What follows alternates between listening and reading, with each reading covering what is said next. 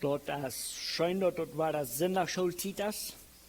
Wir haben all eine lange Reise gemacht in Sonntagsschule. Wir haben noch mal gut losgefahren. So, wir haben die erste Schöpfung mit Adam und Eva bekickt. Wir wollten dort die Geschichte von Adam und Eva, die teilt sich an zwei große Teile. Also wir haben den Eden, die Garten, wo Gott persönlich mögt für das erste Lied und dort wir gescheit werden. Und dann wollten wir dort, das ging alles zwei wie ein Sinn. Und dann mögen wir uns eine lange Liste von Dingen, wo das erste Sinn für Nufallen hat. Also, vielleicht haben wir mal hastig ein paar Abnahmen. Was wären die Konsequenzen? Was wären die Nufallen von diesem ersten Sinn? Was fällt Ihnen das erste bei? Getrennt von Gott. Also, die schämen sich, die verstärken sich, und die wissen, dass die nächtig. Was noch? Die müssen schaffen für die Zweibackjes. Was noch? Die würden sterben. Sag auch, was noch? Der Erde würde nicht so viel Frucht bringen, als der vorher rein. Was noch? Der Frühjahr würden weiter haben, wie Kinder haben. Was noch?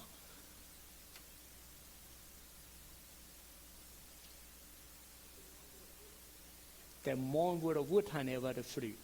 So, wir haben einen großen Klumpen Dinge, was wir nur weiten, was hier an dessen Umgang von den Garten Eden passiert, wie in der erste Sinn. Und wir haben noch, Gott stoppt Adam und Eva aus dem Garten raus, stellt einen Engel an, mit einem großen Schwert, und dort wir verboten, nun anzugehen, wenn wir nicht vor, die würden von dem Baum vom Leben eten, und dann würden die normal sterben. Und dort wir dumm. So Gott streckte durch, und da haben wir dann den Anfang von dieser trügen Zeit. Dann bekicken wir uns ein kleines bisschen, Gott seine Spazier mit Kain. Und dann wollen wir dort die Gewissenszeit von an. Gott sagt zu Kain, wenn du was Gutes für hast, was du bei Gott angenommen sind. Und der Sinn der Leute bilden die Materie. Und dann wollen wir, was passiert. Kain schlug seinen Bruder tot. Today wird dort ein Viertel von den Menschen auf der Welt. Und dann wollen wir dort nur dem Scheim noch ein Teil mehr schlimme Sachen. Und dann habe ich eine Zeit, wo sich so busig verschlechtert. Also, das ist Sinn, den nahm Eva Hand, und dann sie wie bat Noah seine Zeit. Und wir haben ein paar Dinge uns all bekickt von Noah seine Zeit. Wie wollten wir Noah wir? Noah wir endlich der einzige Mensch, zu wem Gott reden können, wenn wir der einzige wir horchen wird. Und Noah jäten die Büten Schab. Und der merkt der an, so es Gott sagt, und ich stand mir mal so fertig an, und eine gescheite Rampe gehabt, und die Elefants zu können abgehen, und nicht alles zusammenbrücken. Und dann fängt er an, Feuer abzufliehen. Und weil sie die Tiere in der Band haben, dann merkt Gott der Tau, und dann kommt er recht, und so erschlachtet. Und auf das feie Papier, was die haben, in das Studio 3, du sollst wie dann bei Noah seine Arche gekommen, und wo Noah sein Schab dann diese Radung uns bildlich merkt. Also Gott verdammt, aber zu derselben Zeit hat Gott eine Radung für die, wer du willst. Und dort werden 8 Menschen und dann noch ein Klumpen Feuer. Also die einzige so Logika, was jemals geschwommen hat. Dort wird ein interessanter Denk, Gott hat eine Radung. Von der sind wir hier. Also wir haben ein Papier gekriegt, das ist ein Studio Feuer. Und der fängt hier an mit Noah. Und Noah kommt aus der Arche raus. Und so müssen wir uns unbedingt noch frisch und all Dinge mitnehmen, was für uns von der wichtig sind. So, dreht in der Bibel nur 1. Mose Kapitel 8. Und du in 1. Mose 8, du fuhr wie von der wieder. So, wir wollten dort der Arche, das große Schab, dort wir ein Teken von der Radung. Gott verdammt, Gott mögt alle Tiere auf der Welt tot, alle Menschen.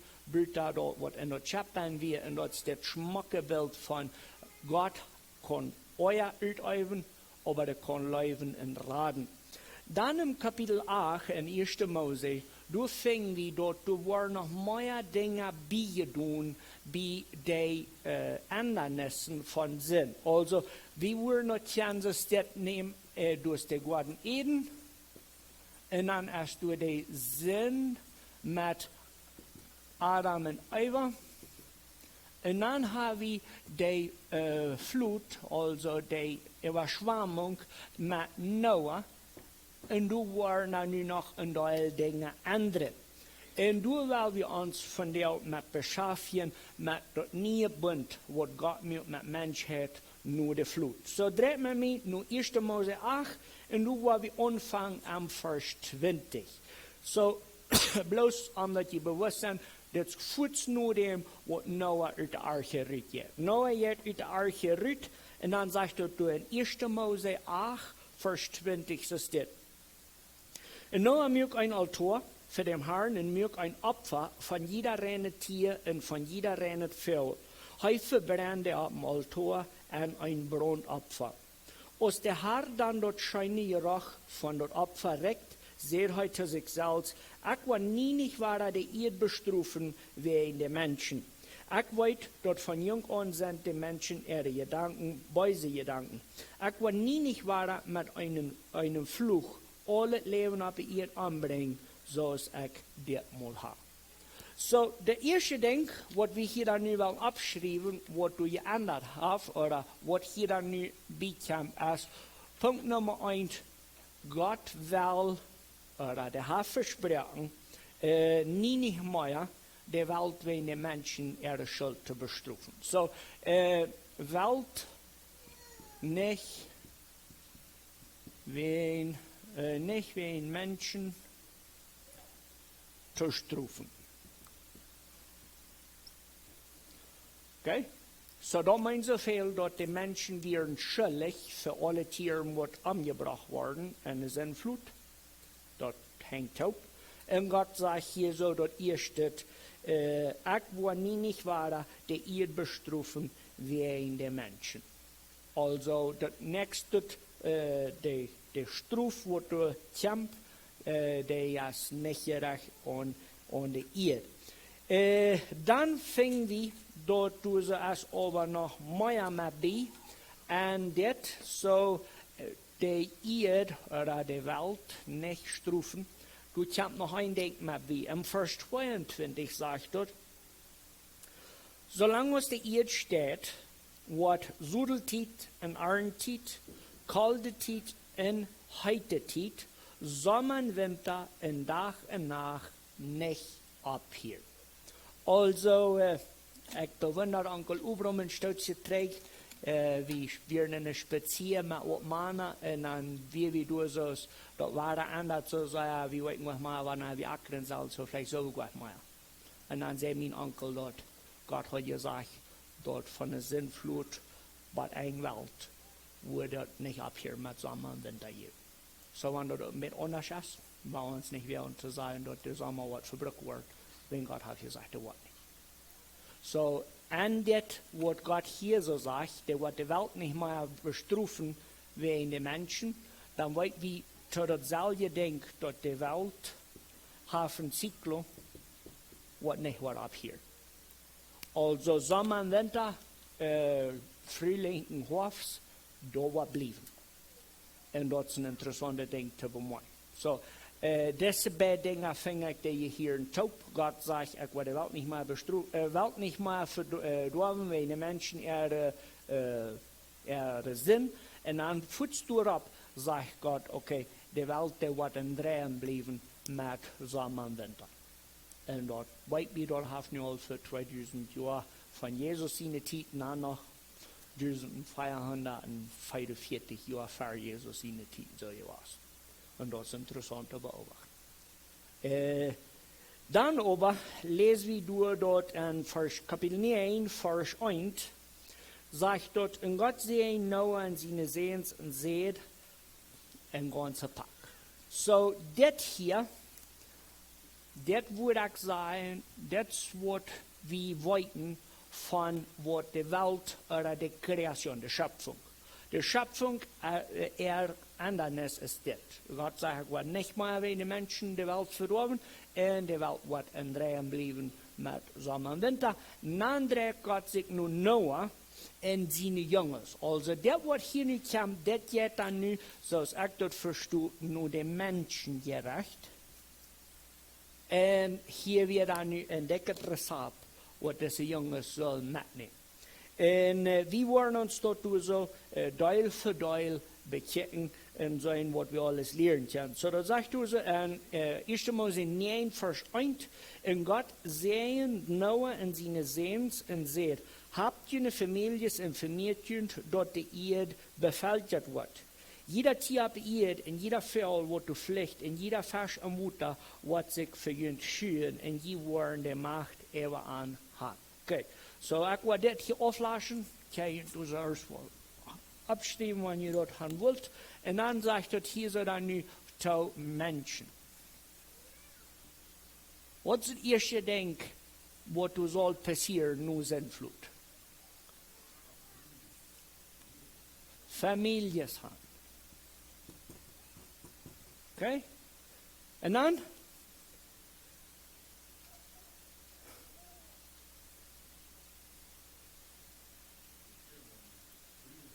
Sag ook. Ik weet, we hebben hier iets Jägers in de maat van ons. En die hebben al Norven om buk van zich aan vlek de lenge rutschen en Projaans te jagen. Ha? Wieso? Je weet een krijg wieso, nee? So, dat zegt du de Tieren,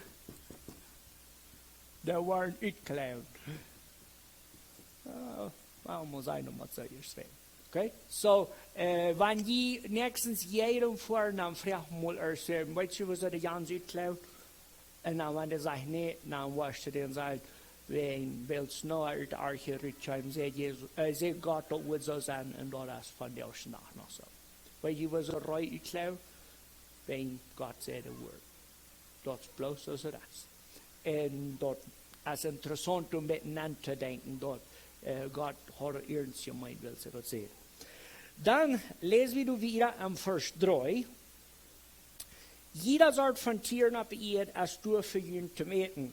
Kriegst du aus Ecken dort, wo du wohnst, jäuf, je weg alles. Aber je soll nicht Fleisch mit dort Lebensblut du noch beim eten. Okay, so dann habe ich hier nu Nummer 3. Was weiß wir dann noch? Nicht so alles eten. Okay. Bloß eine kleine Bemerkung. Wir wissen dort, oder die meisten von uns wissen dort, dass die Juden können nicht alles eten. Und dann, als Jesus kam und dort alle Bund abhauf, dann kann er alles eten. Und dort ist bloß ein Trägun nur hier hat. So, du wo wir Luther noch wählt, wenn Gott erst dort Volk Sinai hat, du wo wir noch mehr von reden. Aber die Order, die originale Order von was wir eten, das ist interessant, dort sagt du, jeder Sort von Tieren auf der Erde hast du für ihn zum Eten.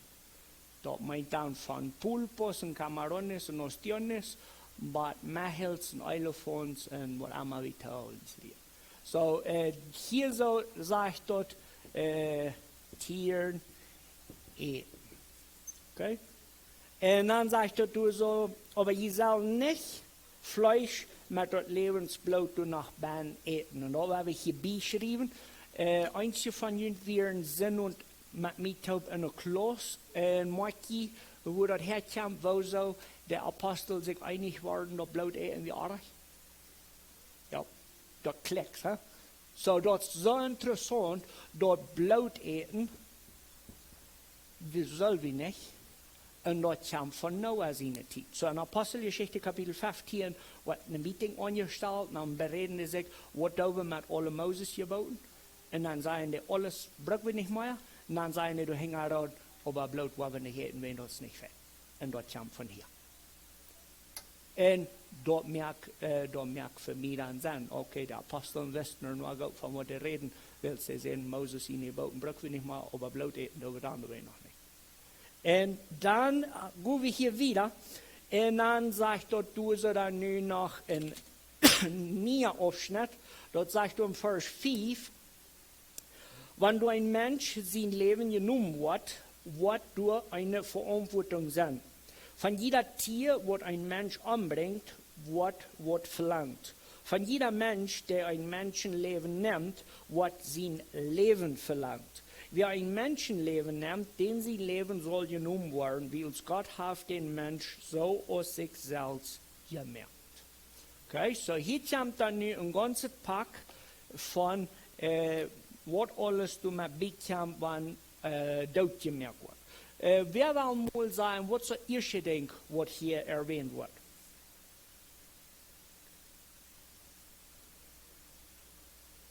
Das ist nicht das erste.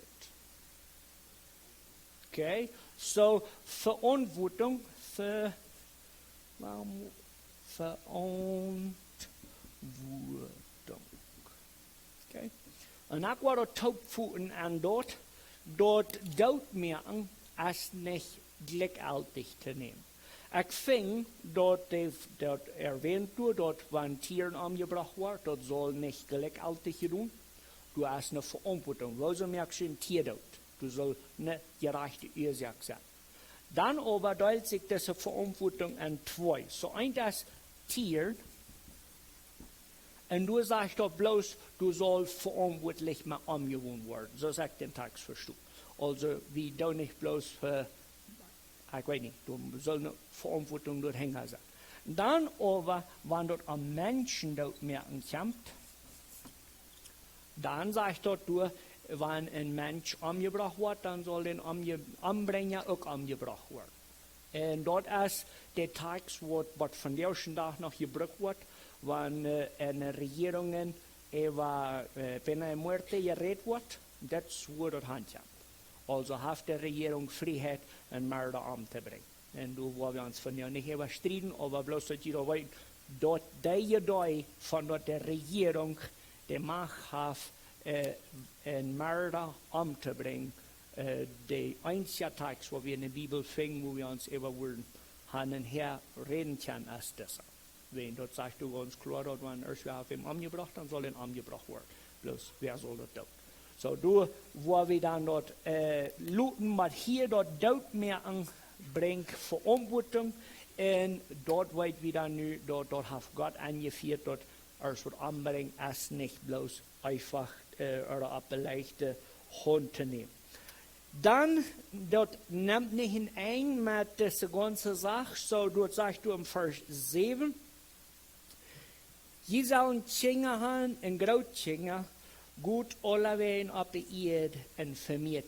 So, hier kommt dann nur noch ein Ding, wie weiten dort all dort, die sollen Familien haben.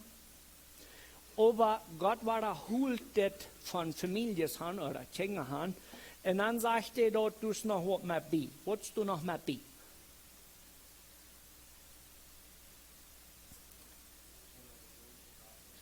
Die sollen alle hängen. So, die sollen sich verstreuen. Nicht alle auf einen Klampen bleiben. Das ist ein Ding, was dann, wie Familien haben, soll eine Tür von Menschen sein. Du sollst verlangen sein, nur Kinder haben. In einem Vers war holt Gott und sagt, hat Familien und Kinder. Und dann sagt er, du verstreut und alle weg. Und dort spät sich so, diese Menschen, die haben doch Fan zu holen, nicht reden. Dort spät sich so von Kanada bis Uruguay. Du hast nur nicht ein Aktie, wo nicht ein paar Deutsche sind. Und dort ist interessante Beobachtung. Aber mehr als dort, das Vers 7 hier, oder das Gebot, dort sagt er nicht, wenn du ihn jankert, dort sagt er, gut alle Wegen auf der Erde und vermehrt sind. So dort habt ihr dann mit Gott auf Erde, dort sollen sich nicht bloß alle dort im Klammen bleiben, einer soll dahin gehen, dahin, und dort soll passieren. Den Vers scheint antiken, wenn dort erst ein Vers, was uns mitnimmt, Luther, den wo wir noch viel mit zu tun haben. Dann im Vers 8 lesen wir, in Gott seht genau an seine Sehens, horche mal. Ich merke ein Bund mit Jünd in jene Nuku. So, dann fing wir dort, Gott will da nu noch einen Bund mehr. Wer weiß, was ein Bund ist?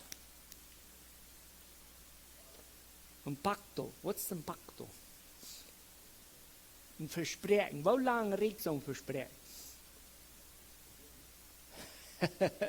Sehr gut. So, Gott merkt einen Bund. So, but hier, weet wie bloß, was alles geändert hat, was Gott zu der Natur sagt, zu den Menschen und diese Dinge. Nu im Vers 8 fängt Gott an, einen Bund zu merken. Und das ist ein Versprechen. So, das sagt du so im Vers 10. Ich werde den vom Vers noch einmal lesen. Hör einmal. Ich merke einen Bund mit Jünd in jene Nukum. Met jeder soort van vegel, vee en tieren op de eer, die met Jünd uit dat schap schuim. Dit is mijn bund met Jünd. Ik wil niemals ware alle leven ombrengen met een Überschwemmung. Ik wil niet ware met een Überschwemmung de ganze eer verdwalen. So dan hebben we een bund. En dit bund, dat gaat wem alle aan. Tieren, Menschen, alles. Ik wil hier zo merken, bloos in de wereld gaan schrijven. Wij daar hebben bloos te doen met creatie. God merkt een bund met de schöpfung. En wat zegt hij? Wat is de bund?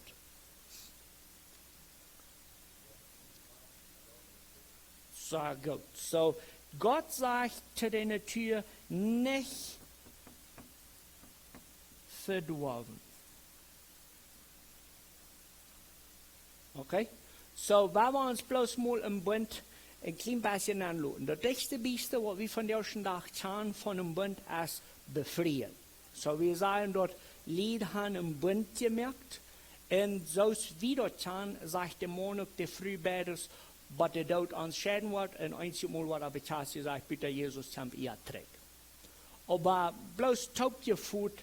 En man zegt te de früh, wat de dood ons scheiden wordt. En de man zegt te de früh, dat zal je. We nemen dat zo gelijkaltig, dat wanneer einer van een paar lied dat Bund niet aanhoudt, dan brukt de andere ook niet. En dat zullen we niet zo doen, want dan houdt dat dan wordt versprechen. Aber wenn wir hier so an der Bund nennen, wo Gott mit der Welt merkt, der fordert nicht trägt. Gott sagt nicht dort, wenn die Welt auf einmal war so und so, dann wird er doch die Welt versuchen. Dort sagt er bloß, Gott sagt zu den Tieren und zu den Menschen, versuchen wollen nicht mal. Nicht alles.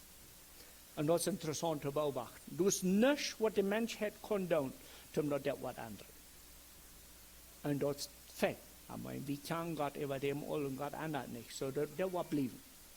Aber, vielleicht wie will wir einmal, und interessanterweise habe ich noch schon mal eine wirkliche Überschwemmung belebt, ich weiß es nicht. Aber Gott hat dort gewusst, dass einmal, wo dann so ein bisschen unmöglich war mit den Regen. Und dann sagt er, ich will mal gleich noch einen Ticken und Himmel sagen. Und dann war noch Regen, dann war ich weiten, da war nicht zu sagen. Und das ist so viel. Dort sagt er so im Vers 12, und Gott sagt, ich will dir Ticken geben, dass ich ab einmal diesen Bund gemerkt habe. Der Bund ist zwischen mir und Jünd und jene Nukumen alle Tiere, alles, was ab ihr den Leben in Udem hat. Ich will mein Bauen an den Wolken sagen, für ein Ticken von meinem Bund mit der Erde. Wenn ich Wolken bringe und die Bauen durch was zu sein sind, wo ich an den Bund zwischen mir und Jünd und alle Tieren denken, und dort Wutter, wird nie nicht weiter eine Überschwemmung geben, wo alle Menschen und Tieren umbringen wird.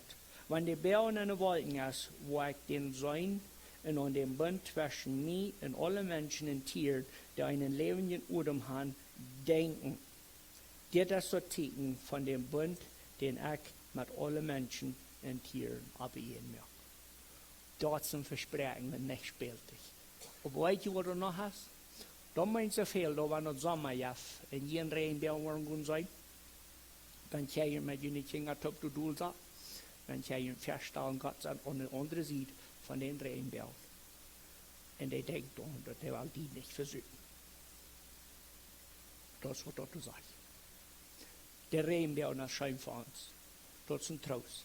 Da wird schon mal so sein, reden, dass der Welt was versuchen. Aber Gott selbst sagt, da werden die Regenbären nur was zu sein sein. Dann wird Heu auch da andenken. Da wird nicht so regen. Und dort jetzt schon. So, dort haben wir Bund gegeben mit der Welt, also Menschen und Tiere. Und du hast ein Regenbär testigo dafür. Und das letzte Mal, wo ich in Raphael einen Regenbär sah, dann spaziert wie von dort, ich wundere, aus der erste Regenbär wird han Schmacker gelassen, aus dem, wo wir sahen. Und da wir eine interessante Spazier dort zu denken, dort von Noah hierhin. Der Regenbär und so, wo wir alle kennen. Und das Versprechen von, ja, Gott hat hier recht, der hat die Welt versucht. Und stellt ihm bis mal vor, da sind 8 Menschen, und die haben ein Altar und Reka noch vom Pfeife brennen. Und Gott fängt an, zu Noah zu reden, und dann sagt Gott zu Noah, weißt du was, ich will ein Versprechen mit ihm. Und die Tiere, die grusten durch, hoffentlich auch. Und Noah hat sich herangecheckt, und die sagt, wow, das scheint nicht fett. Wenn der was passiert, das wird nicht fett. Wenn wir die Geschichte uns bewusst sind, dann merken wir dort im Vers 18, kommt noch mehr. Dort sagt du, Noah seine Sehns, die dort schabt, wir Sam, Ham und Japhet, haben wir die Fuder zu Kanaan. Von diesen 3 Sehns von Noah kommen alle Menschen auf die Erde. Also, wenn wir wollen uns lernen, die Bibel zu glauben, für was sagt, dann wollen wir dort unser Großpapa, dort Noah, und ein von den 3 ist dann uns anderer Großvater. Wir kommen unbedingt von einem von diesen 3 Jungs Erde nur kommen, wenn das was die Bibel sagt. So, wenn wir die Noah-Geschichte lesen, dann haben wir mit Fried gewesen sein, da wir uns ihr Großpapa. Der wir haben dort gehabt. Und das ist cool, da war ich noch zu checken. Aber dort sagt uns noch ein Ding, dass die Menschheit, was von der ersten Tag ist, die existiert, wegen Gott hat Menschen geraten. Das ganze Pack ist ein Teil zu weiten von dort Gerecht. Gott mögt ein Gerecht, und der mögt aber nur dort Gerecht. Ein Versprechen mit der Menschheit, und dort haben wir viel von lernen. Wenn ihr hier auf diese Papieren checken, die sind mit Fliegt so gemalt, dort diese 3 Stammen, die wir hier haben, kamen zusammen in der Japhet. Dort wies uns durch von ungefähr, dort hatten alle einen großen Klamm Kinder, einen großen Klamm Familien, aber dort tragt Taub hier in der Mat. Und dort Taub tragen in der Mat, dort erwähnt die Bibel uns. So, dort, wenn wir Kapitel 11 von 1. Mose hangehen, dann merken wir, was passiert. So, Kapitel 6, 7, 8 und 9, dort ist die Geschichte von Noah. Kapitel 10 sagt uns bloß, wo die Geschlechtsregister jetzt. Und dort hat uns diesen roten Streck nur zu folgen. So, wenn wir Kapitel 10 lesen, dann sagt uns dort bloß dort, das sind die Nachkommen von Noah. Und dann sagt er, okay, Noah hat ein den sind ein Kind. Du weißt, wie wurde die Länge mit diesem roten Streck. Da Luther, wo wir uns noch bewundern, wo Jesus herkommt, wenn der was trägt, ganz bei Adam. Die alle Menschen, die in Jesus seine Familie sind, die wurden abgeschrieben. In der Kapitel 10 hier, das ist ein von denen, wo wir dort wissen, wer wo herkommt. Aber dann im Kapitel 11, wo wir dort die Menschen wieder nicht gehorsam sind. So, die Menschen haben ein Gebot gekriegt, dass die sollen Familien haben. Und die sollen, so steht in 1. Mose 9, Vers 7, sagt dort, die sollen Kinder haben, Großkinder, und dann sagt dort, du gut alle Wege auf der Erde und vermehrt sind. Und wir wollten dort nicht. Wir wollen uns so dann nur 1. Mose 11 drehen, und dann wollen wir so von Vers 1, was durch Feuer lesen. Das sagt, zu einer Zeit hatten sie auf der ganzen Erde bloß eine Sprache und alle dieselbe wird. Und als die Menschen vom Osten wieder traten, kamen sie in eine große Stadt an der Gegend von Shinar. Du siedelten sie an. Und sie sagten zueinander, nie einmal ohne Arbeit, weil wir uns teilen merken in de goud hotbrand, zij hadden de dan telen versteinen en pakse cement. En zij zeiden, nu einmal aan de arbeid, weil wir uns eine Stadt bauen in einen Turm, der bot om Himmel reikt, weil wir uns einen Namen merken, dat wir nicht auf der ganzen Erde verstrahlt worden. Also, nu fangen wir uns dann die Idee merken von, wo passiert diese Geschichte?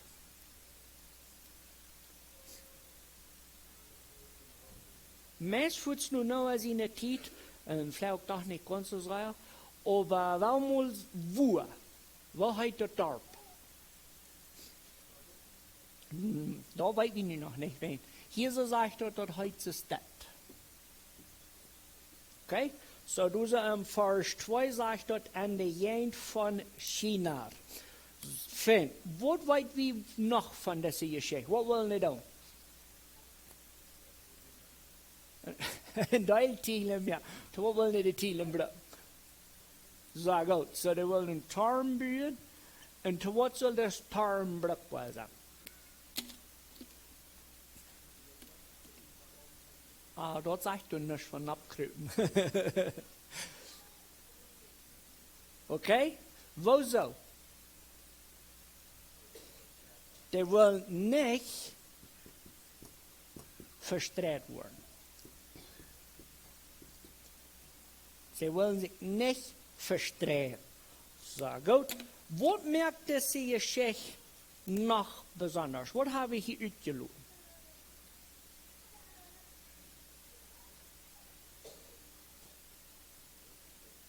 Eine große Stadt, ja, meist so.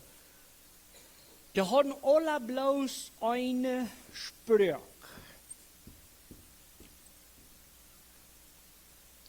Also nächstes Mal, wenn die eine schwere Zeit haben, erst zu spazieren, wenn die nicht die Sprache reden, dann denkt du an, das hat eine Ursache. Aber du wollen noch Luther angucken.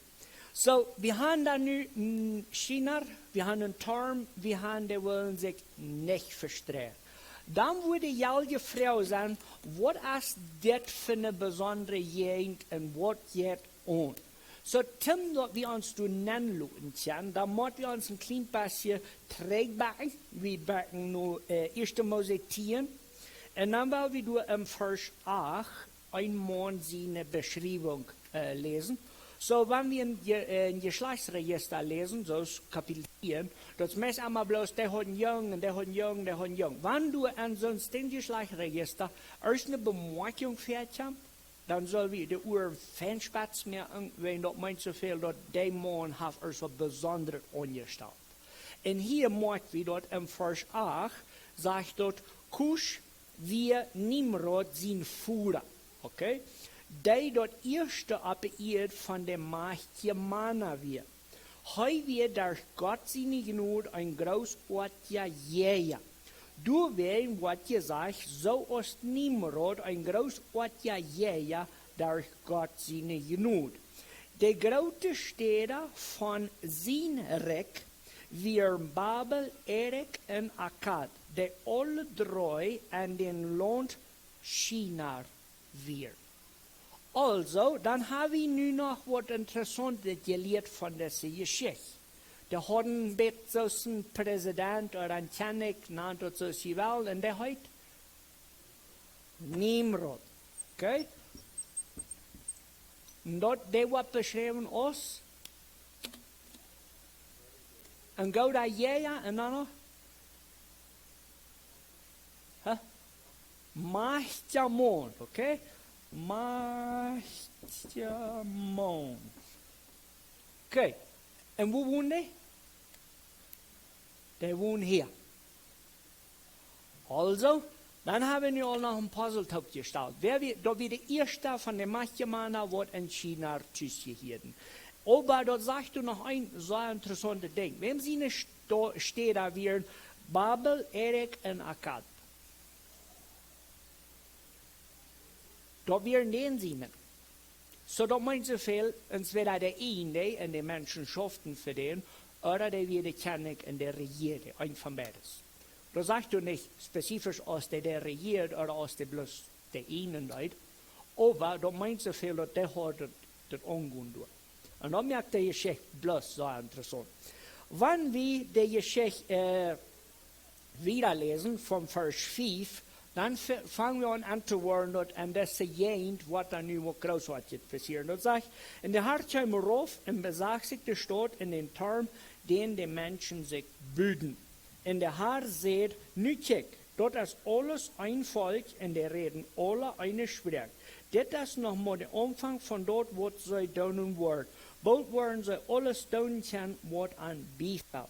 Weil wir mal raufgehen an die Sprache verstehen, so dass sie nicht einer den anderen verstehen kann. Und so verstreut der Herr an über die ganze Erde und sie hielten ab mit der Stadt Bühen.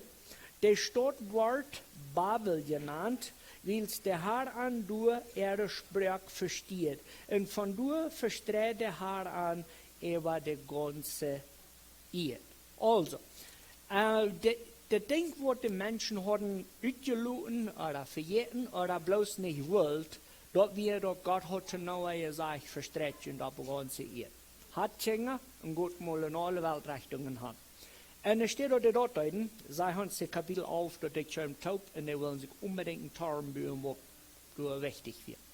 Und Gott sagt, no, Senores, das war nicht so.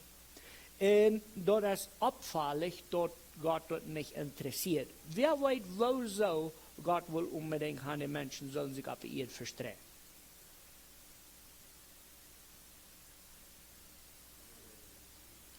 Oh, vielleicht, ja. Die Welt soll voll werden. What's enough für eine Idee?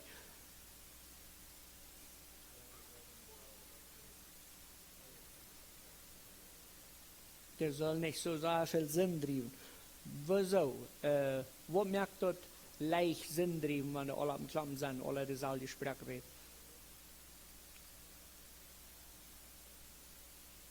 Das ist eine interessante Frage. Wenn wir hier so in 11,5 lesen, dort sagt, in der Herr kam rauf und besagsigte Stadt in den Turm, den die Menschen sich büden, in der Herr seht, nu kijk, dort ist alles ein Volk, und die reden alle eine Sprache. Das ist nochmal der Anfang von dort, was sie tun werden. Bald werden sie alles tun können, was an befällt. Wo würde befallen? Da weiß ich nicht, ne? Aber Gott gleicht einmal nicht die Idee von dort, die werden auf einmal alles tun, was befällt. Und dann sagt dort, weil wir raufgehen an die Sprache verstehen, so dass sie nicht einer den anderen verstehen kann. So, das Ganze fängt taub an Sprache, die Sprachen haben dann mit Menschen verstreut. Sprache.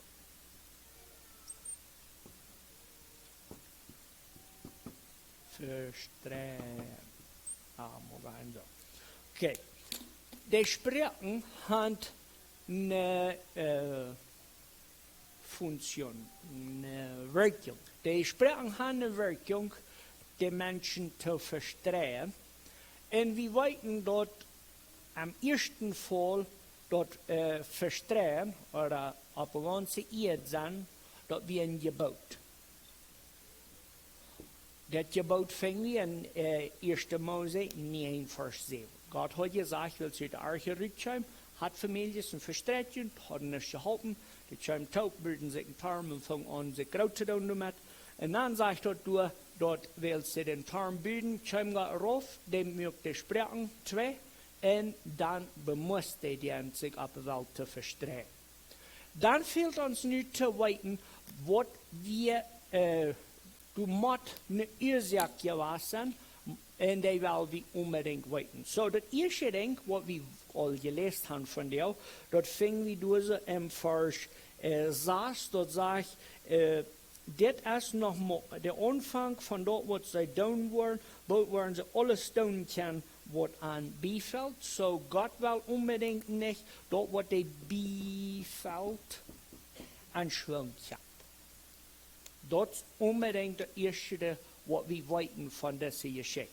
Nächste Nacht, weil wir uns das noch ein bisschen vorher merken, aber die kann ich wirklich auch mit einem Hüst nehmen, der überlei. Durch eine große Anstrengung, man als Christen, zum Bibeln übersetzen, zum Sprachenlehren, zum Missionsarbeit tun, an alle verschiedensten Sprachen. Wo ist dort reich, wenn Gott sprechen gemerkt hat, den Menschen? Nein, ja. Also, das bloß für jemanden mit so einem Gedanken du mal an, dann frag ich mal, wieso will wir Christen uns so anstrengen, die Verstehung zu schaffen, was mit diesen Sprachen passiert ist. Wir wollen das verstehen, wir wollten, dass die Geschichte hier nicht verdammt abgeschrieben. So wollen wir sein, als wir uns nächste Nacht damit beschäftigen. Lest hier dessen Kapitel von 1. Mose 11, ein paar Mal über, hör mal nur die Kleinigkeiten, wo du angehen, von Gott sagt, weißt du was, das wird nicht mit den Tarnbüren, auch bei den Verstehen, worum, was ihr dort. So, Dankeschön für Mitmachen und dann fahren wir nächste Nacht von dort wieder.